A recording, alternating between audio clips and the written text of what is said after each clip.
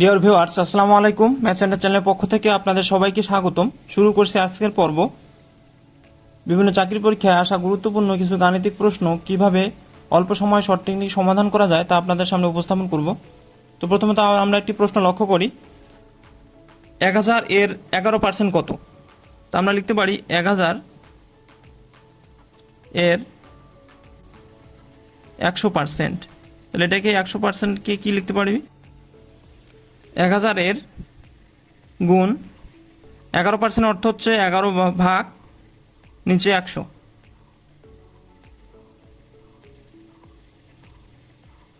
তাহলে আমরা যদি 100 দিয়ে 1000কে কাটি তাহলে পাবো হচ্ছে 10। 10কে 11-র সাথে গুণ করলে 110। তাহলে আমাদের অ্যান্সার হবে গ। তাহলে 1000 এর 11% হচ্ছে 110। আচ্ছা, আমরা আরও একটি প্রশ্ন লক্ষ্য করি, দুটি সংখ্যার অনুপাত 5:7 হলে তাদের যোগফল 216 হলে বৃহত্তর সংখ্যাটি কত? আমরা ধরে নিলাম যে প্রথম সংখ্যাটি 5x, দ্বিতীয় সংখ্যাটি হচ্ছে 7x। তাহলে তাদের যোগফল কত? 216। তাহলে 5x প্লাস 7x সমান হচ্ছে 216। তাহলে যোগ করলে 12x, 12x সমান কত? 216। তাহলে x সমান কত হবে? 216কে যদি আমি 12 দিয়ে ভাগ দিই তাহলে আমরা x এর মান পেয়ে যাব। তাহলে এর ভাগফল হচ্ছে 18। এখন আমরা ধরে নিয়েছিলাম যে একটি সংখ্যা 5x এবং আরেকটি সংখ্যা 7x। তাহলে এটা হচ্ছে ছোট সংখ্যা, এটা হচ্ছে বড় সংখ্যা। তাহলে আমাদের কি এসেছে? বৃহত্তম সংখ্যা অর্থাৎ বড় সংখ্যাটি। তাহলে বড় সংখ্যা কত? 7x। তাহলে 7x সমান আমরা কি লিখতে পারি? 7 গুণ x এর মান কত? 18। তাহলে 7 আর গুণ করলে আমাদের অ্যান্সার হবে 126। তাহলে আমাদের অ্যান্সার হচ্ছে খ। আচ্ছা, আমরা আরো একটি প্রশ্ন লক্ষ্য করি,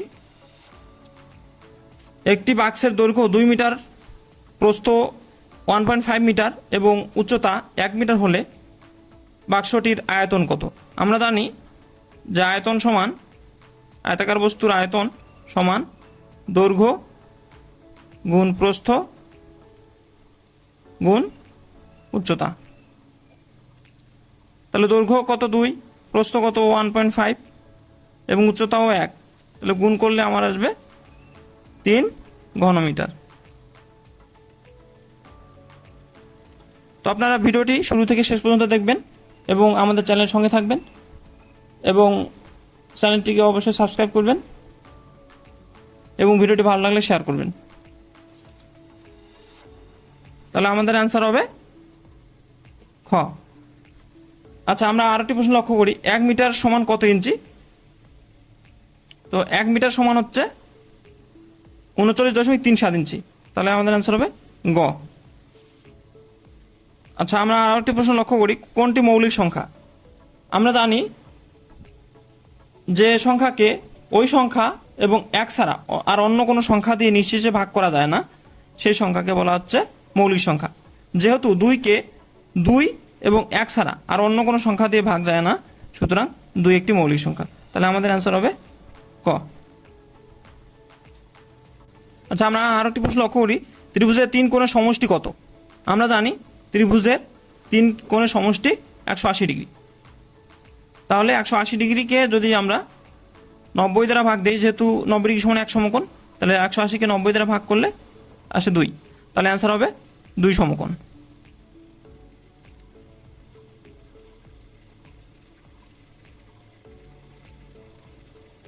আচ্ছা, আমরা আরেকটি প্রশ্ন লক্ষ্য করি, ক্রয়মূল্য বিক্রয়মূল্যের অনুপাত 5:7 হলে লাভের শতকরা পরিমাণ কত?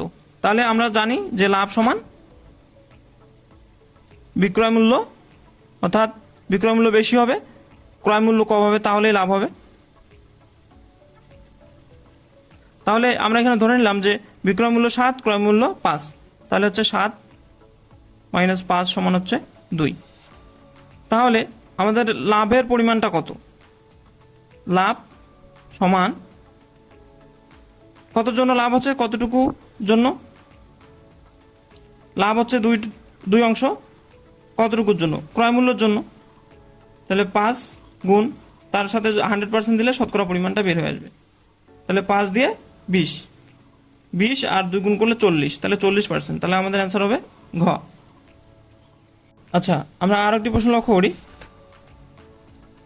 এক্স প্লাস ওয়াই সমান 7, এক্স ওয়াই সমান 6 হলে X square plus Y square মান কত? আমরা জানি A square plus B square সমান A plus B whole square minus 2 AB।